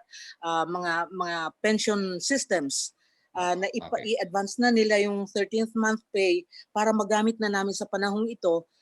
Silent po. Silensyo. Wala kaming natatanggap na anumang response. So ang sinasabi po namin, kung hindi kami pwede sa SAP, di yung ibang pagkakataon na pwede namin gamitin yung aming sariling pera. So kanina po binanggit ni Mr. Floro na itong tinatanggap naming pension, hindi naman tulong ng gobyerno eh. We've been doing our service to the government, to the country. Inipon namin itong pera namin. So at this time, siguro naman totoo, dapat talaga na lahat ng mga senior citizens maramdaman ang care at ang pag-aruga ng ating pamahalaan. Thank you very much. Okay, thank you po. Salve. Yan, noted po ang yung mga comments po, yung mga resolutions, so may mga tinanggihan pa pala at siguro kailangan din namin inform kung ano yung mga resolutions pa ng NAPSI, yung Sectoral Council on the Senior Citizens. Sir Chuck, ito po ay related. Bago Opo, po ako pumunta kay, okay, sige. ano lang po, Bago ako pumunta kay Miss Edna. ipaalam ko lang po sa lahat na lumabas na pala yung resolution number 40 kahapon, May 27 ng IATF na nagtatakda ng mga pagbabago doon sa classification ng mga quarantine areas, ano. Kabilang na rito na yung high to moderate risk areas ilalagay sa GCQ, no? Kabilang dito ang NCR at saka ang munisipalidad ng Pateros. Kaya pwede pong tignan na lang ng mga kasama natin yung IATF Resolution number 40. Umpisa na po ito sa June 1. At tignan natin kung ano naman ang magiging epekto sa intindi nila sa mga issues na senior. Okay. Kwan lang po. Sige po, Chuck. Ikon ko lang po, ano, ang sinabi po natin ay 11:25. Okay lang ho ba na mag-extend tayo hanggang alas 12? Okay po. Okay, sige. Okay May lang, nabanggit okay ho kasi na yung quarantine pass ang nasa na ho ito. We're kay Ma'am Carol Blanco, Ma'am Carol, sabi niya, we're only talking of quarantine pass. What about travel pass to different municipalities? Kaya nga po dito sa Metro Manila po yata, itratrato po na isang unit po ito. Kasi hindi naman po pwedeng mag-GCQ ang isang lugar o kaya pupunta sa new normal. Kasi very borderless po ang National Capital Region. Tama po yun, magandang punto po yun. Okay. Sir Floro, may bago ako pumunta kay Edna. Gusto ko lang i-remind na yung sinasabing social pension, ang report po sa amin ay delay ang pagbibigay. And then yung pinangako na additional 1,000 dun sa mga SSS pensioner, matagal na hong pangako yun. Siguro wag na po nating paasahin ng mga senior citizen kung talagang kaya ng SSS ibigay, sabihin nyo, ibibigay nyo. Pero kung hindi nyo kayang ibigay, wag ho po natin, kasi marami hong umaasa mga senior citizen na darating yung pangako na dagdag na 1,000. Pero sa tingin ko po, sa aking konting nalalaman sa pag-aaral, ay tingin ko hindi kaya ng SSS yun. I hope SSS will go publicly and be honest to say na hindi nila kayang ibigay kaysa pinapaasa po natin yung mga matatanda. Okay. Okay po. So you mentioned about may delay sa social pension at yung promise na additional 1,000 para sa mga SSS pensioners na hindi pa naibibigay ng SSS. Okay. Something to note din po para sa ating discussion. Okay. Si Edna, Ma'am Edna Aquino, nag-raise ng kamay. Ma'am Edna? Yes. Okay. Narinig niyo ako? Opo, naririnig po namin kayo. Okay, so magandang tanghali sa lahat. First of all, thank you so much to the CHR and to the team behind this webinar. In terms of bringing in the human rights framework when addressing the concerns of the elderly. I think ito yung nakakalimutan natin kasi ang kadalasan na pinag-uusapan natin ay mga specific issues like mobility, social amelioration program, healthcare issues. Pero underlying sa lahat na ito, huwag natin kalimutan na it's about human rights. And we're very appreciative of the initiative taken by the CHR. Hindi ko nadadagdagan yung mga punto na nilabas ni Chuck at ni Floro, mga kasamahan ko yan sa senior sa panahon ng COVID. At yung napakalalim na input ni Ma'am Salvec earlier, ang gusto ko ngayong pag-usapan at gusto ko sanang i-table natin ay yung mas broader na issue na hindi na nakakasapat yung current understanding ng ating mga policy makers and implementors regarding the rights of the elderly.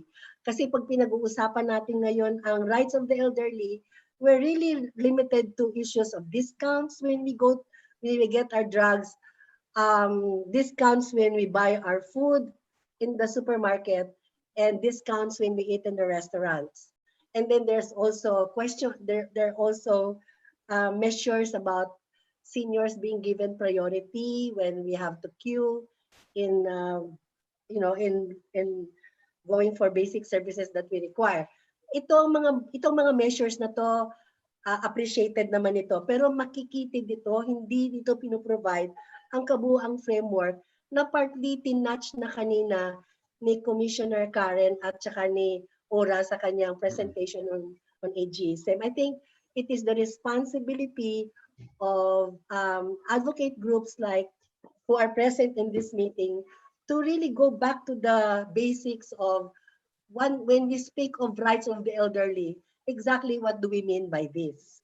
No? At yun ang kailangan talaga nating i-promote. And I understand when I read the advisory paper of the CHR on this, it's an excellent paper because it sets the framework by which we can understand what do we mean by rights-based framework for the elderly. And I suggest that we promote this policy recommendation by the CHR as widely as possible. And we should even have a forum just to talk about this rights-based framework for the elderly. Ang pangalawang gusto kong ipunto dito, yung usapin ng National Commission on Senior Citizens. I think the creation of this body is long overdue. It is a serious shortcoming on the part of the government for not addressing this. Kaya tayo nagkakagulo ngayon in terms of how the IATF understand our rights to mobility and how the LGUs are having their own interpretation of the IATF guidelines. Kaya tayo nagkakagulo dito kasi wala yung common framework na dapat pinagbatayan ng mga policies na yan. And in an ideal situation, yan sana ang papel ng National Commission on Senior Citizens. And I would like to put forward as an urgent policy recommendation that this body, the National Commission, should be na-establish na yan eh, should be operational, should be made operational as soon as possible, and that there should be a national consultation led by the government with the CSOs of senior citizens, as well as other stakeholders that would look at the criteria on who should compose this body and also what should be its program of action. I think that we should do this as we transition to the new normal, because this kind of situation we're in is not going to be short term. This will go on until probably next year kung wala pang vaccine.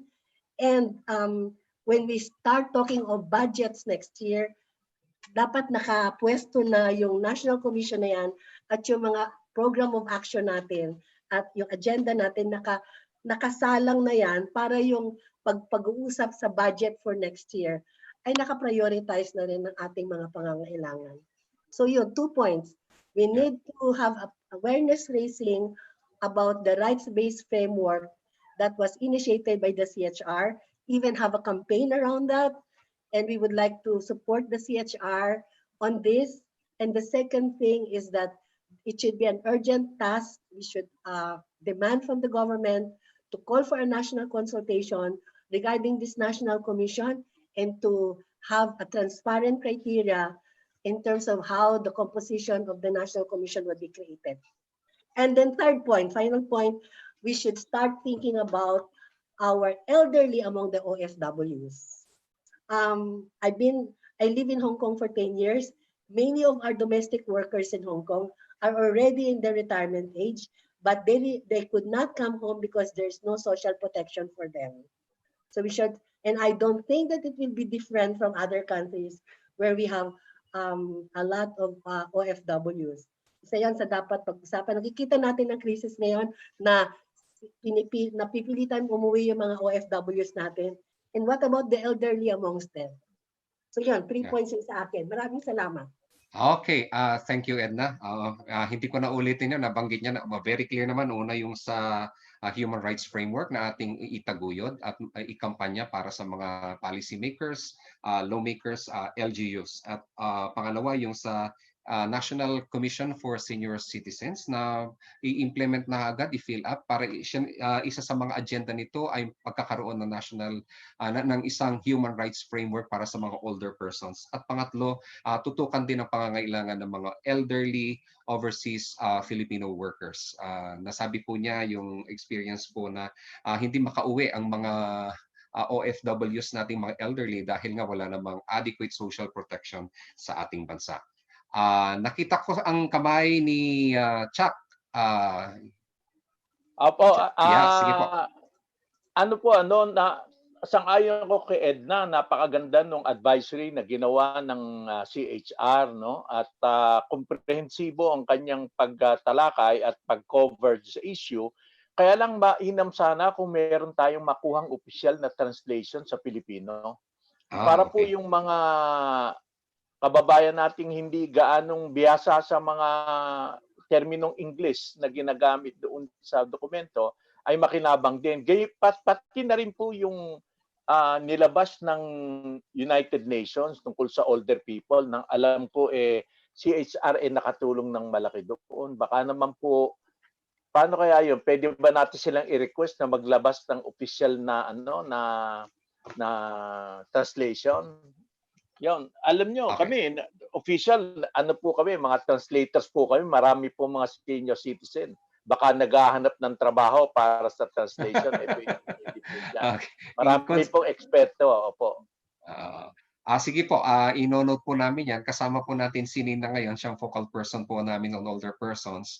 Diyan din po si Ma'am Aura. We will take note of that comment for the translation of the policies, no, na nilabas ng Commission on Human Rights patungkol sa mga nakatatanda. And of course, that UN pronouncement on the matter. Na tama po, Sinatcom Karen po ang aktibong dumadalo sa usaping ito, kasama po si Nina at iba pang mga commissioners. Okay? Meron pa po? Yes, Floro. Okay. Napaka-importante yung binanggit ni Ma'am Edna kanina, no? Yung tungkol sa overseas Filipino workers, no? Ako ay involved sa sa pagbibigay ng solidarity support sa mga trade unions, at isa sa mga trabaho ko ay mag-organize ng mga migrant Filipino workers. Ang isang issue dito ay tungkol sa pension, no? Meron tayong overseas workers fund, no? Yung workers fund na yun, siguro isang bagay ito na dapat niyang bigyang pansin, yung mga matatandang Pilipino na umuuwi. Ano ang kanilang safety net, no? Ano ang kanilang kinabukasan pagkatapos nilang ubusin ang kanilang lakas sa ibang bansa? At paano sila mabubuhay kung wala naman silang naipundar na maayos pag umuwi sila. So yung Overseas Welfare Fund, isa yan sa dapat tignan. Kung ano man yung magiging kabuuan ng komisyon para sa senior citizens, kailangan pakialaman natin yan. Kasi pera rin yan ng mga overseas Filipino workers na tumanda, lalo na yung matagal nang nagtatrabaho. Salamat po. Okay, Floro. Thank you for that comment. I-note din po natin yan. Chuck, related sa comment ni Kwan yung sasabihin. Okay, Chuck, before kay Daisy. Iba na to. Sir. Iba muna. Okay, si Ma'am Daisy Leones, nakita ko nagtaas ng kamay. Magandang umaga po sa inyong po. lahat. Okay. Kami po ay nasisiyahan sa initiative na ginawa ng CHR tungkol sa mga seniors. Isang bagay lang po ang issue na nais kong banggitin. Ito po yung kasalukuyang pangangailangan ng mga seniors ngayon.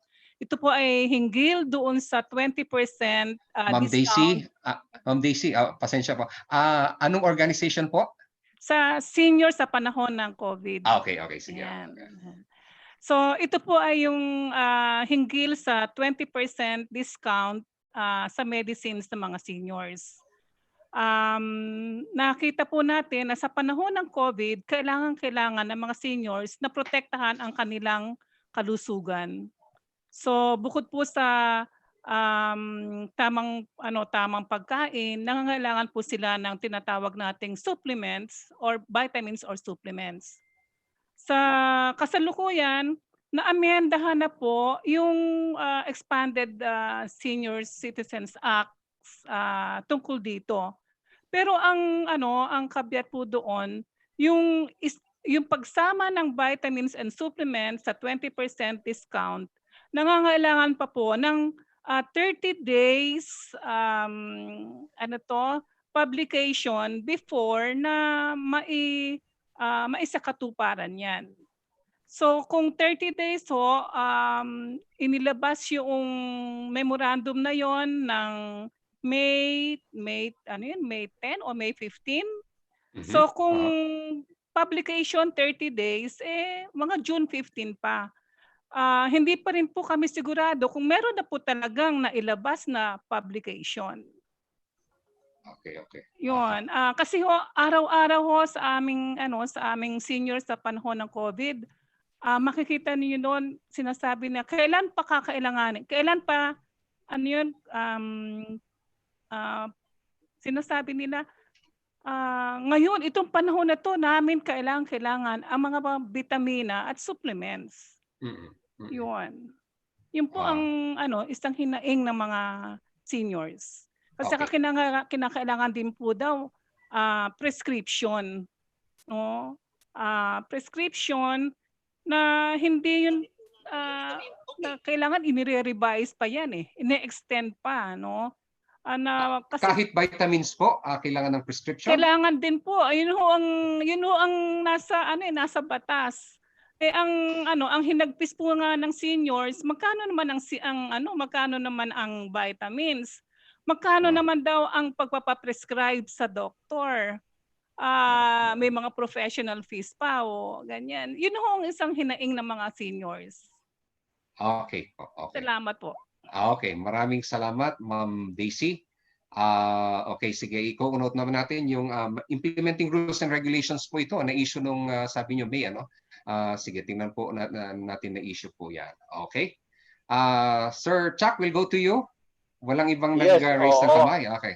Opo, kasi yung pong isang kasama natin na naputol siya, din na siya makabalik, kaya pinaabot niya tong tanong na ang CHR ba ay na-monitor yung mga inaresto at kinasuhan ng violation ng mga senior citizen, lalo na yung mga nagtitinda na nasa informal sector. Meron po ba tayong nalaman tungkol dito at meron ba tayong nagawang aksyon para matulungan sila? Okay. Pwede ko bang, sino kaya po pwedeng sumagot sa amin? I can probably answer. Yes, Com. We've received several complaints, no, or reports about it. And some of our investigators have gone to the field. No? Meron kaming isang case na, I particularly intervened in that case at tumawag ako mismo kay NCRPO, si General, I forget his name. Sinas? No, not Sinas. Nakalimutan kong pangalan ni Sir.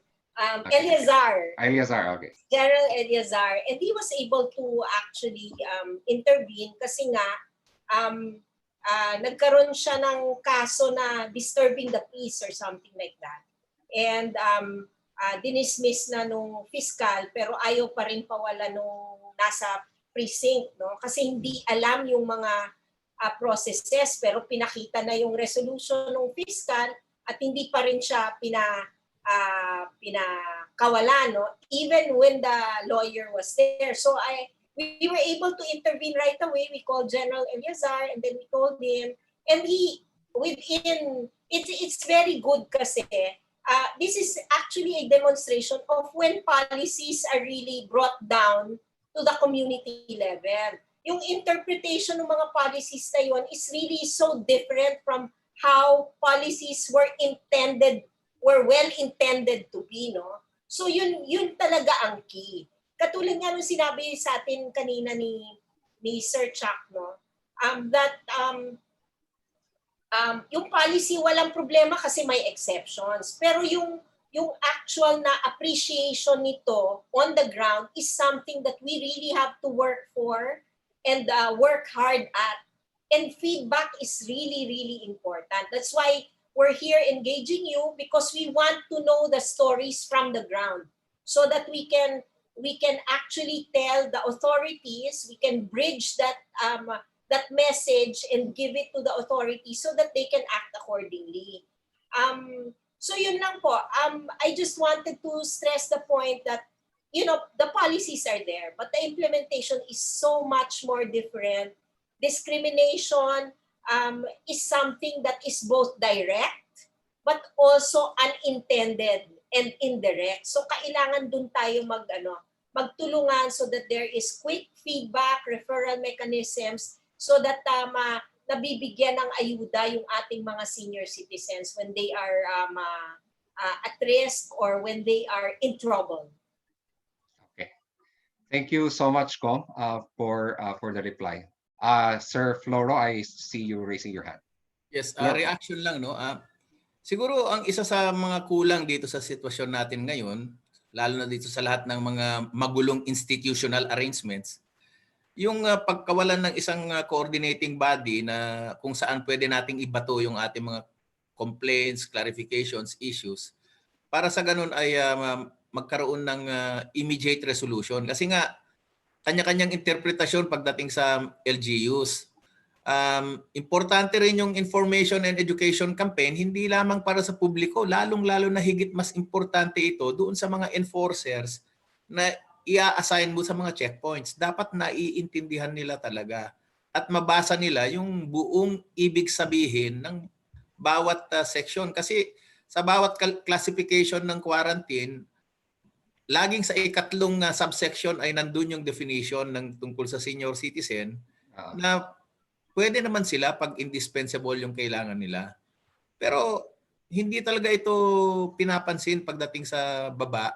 So dapat ay siguro bawat munisipyo rin meron din silang coordinating body na nagkla-clarify at nagre-review ng mga issues and complaints. I hope that they are doing a briefing and debriefing and this should be monitored. Okay.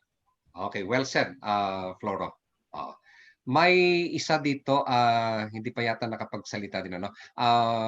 Ma'am Daisy, are you there? Hello? Oo, tapos na po. Ma'am Daisy? Tapos na Okay. si Daisy. Okay na. Si Cheat Lacson. Ma'am Cheat. Hello, Ma'am Cheat? Hello? Nawala yata, Ma'am Cheat?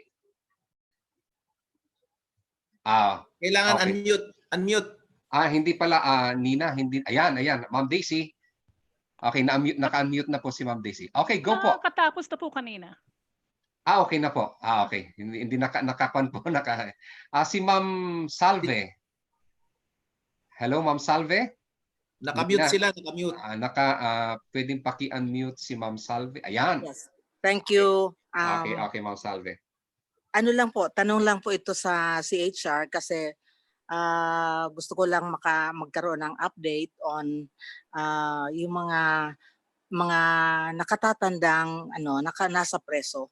Kasi sometime in April, mga early April, ay nag-sign po kami ng isang petition tungkol sa pagpapalabas o letting go palabas ng preso yung mga nakatatanda na masyado ng kumbaga doon na tumanda. Sabi ko nga, kung diyan na sila tumanda, they spent most of their lives nasa kulungan. Siguro naman they have paid, they have served enough para maski pa paano ngayon man lang ay maka-experience sila ng kalayaan, especially in the time of COVID, kung saan yung kanilang kalagayan sa preso ay masyadong kumbaga ay convenient para mas maging prone sila na maka-contract ng COVID.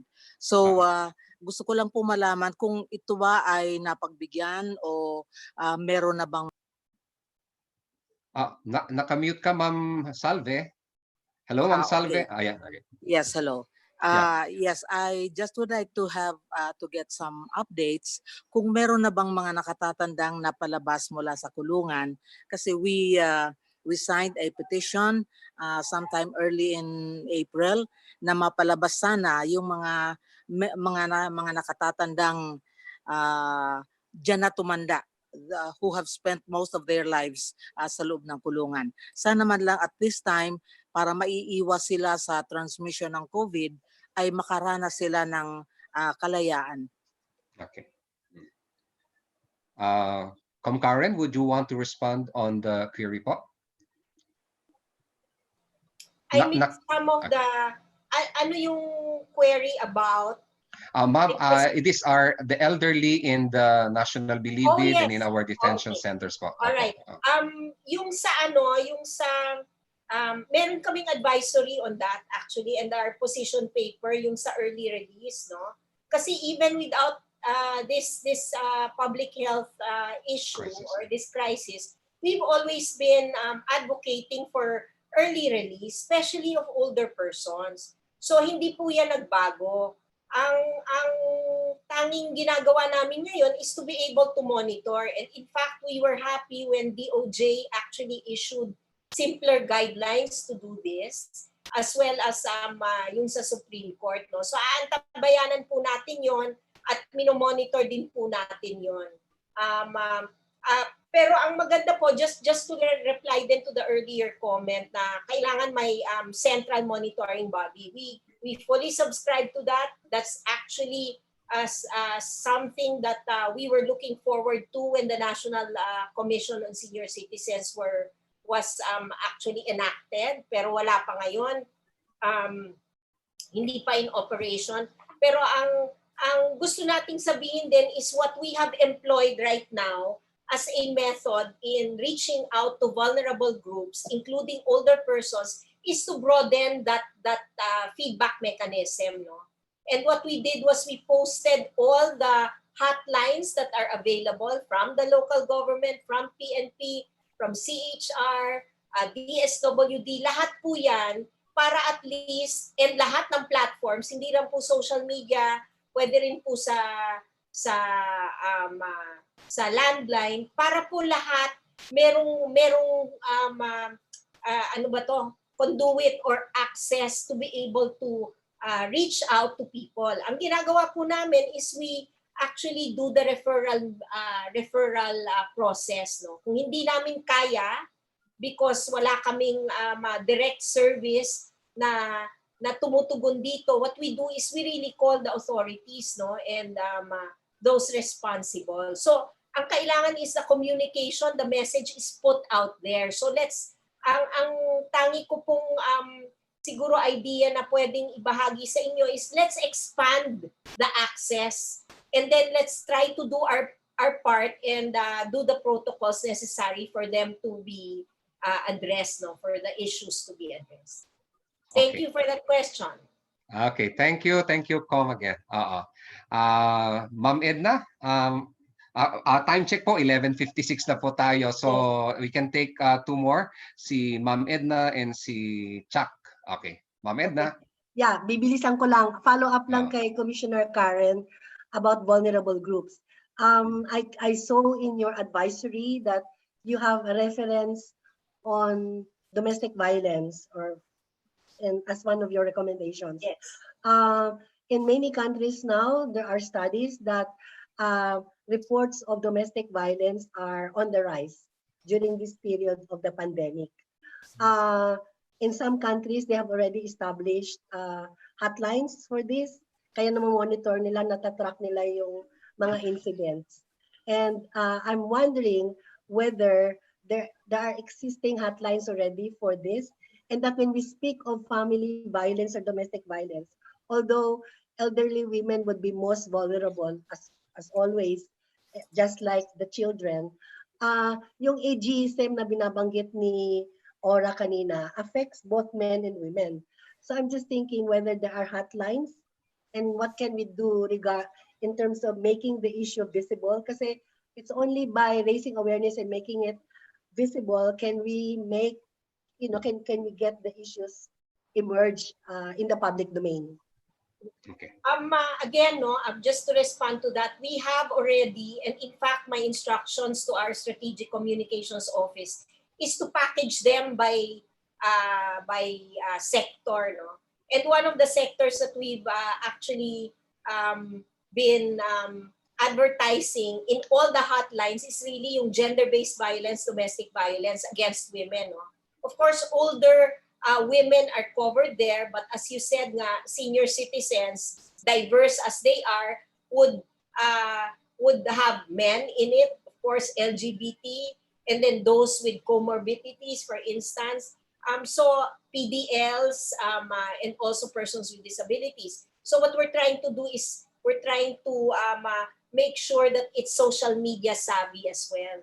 So coming out of this consultation, what we can do is have a different package also for older persons. Para we can actually make it viral. All of you are on Zoom right now, and I'm sure you can click and share these social media infographics so that we can spread the word about all the hotlines that are available. And probably if you can post on our chat box if you're a member of the NGO community or in social media, yung platforms ninyo, maybe we can also advertise them in that social media card. So thank you for that. Okay. Thank you, Com Karen. Ang last but not the least, Sir Chuck. Chuck. Dahil lang yung isang kasama natin hindi makapasok, si Virgilio Deles, ng senior sa panahon ng COVID na kasalukuyang nasa Pagbilao, Quezon. Inililinaw niya yung karanasan niya na yung mga regional IATF nagbabago region to region. Pagbaba sa provincial level, yung governor naman mag-o-order sa mga mayor ng ibang bagay kung paano susundin yung ginawa ng IATF. Kaya hindi iisa ang boses Muli nananawagan po kami, ang gobyerno dapat iisa ang boses para pare-pareho ang sinasabi at pare-pareho ang interpretasyon.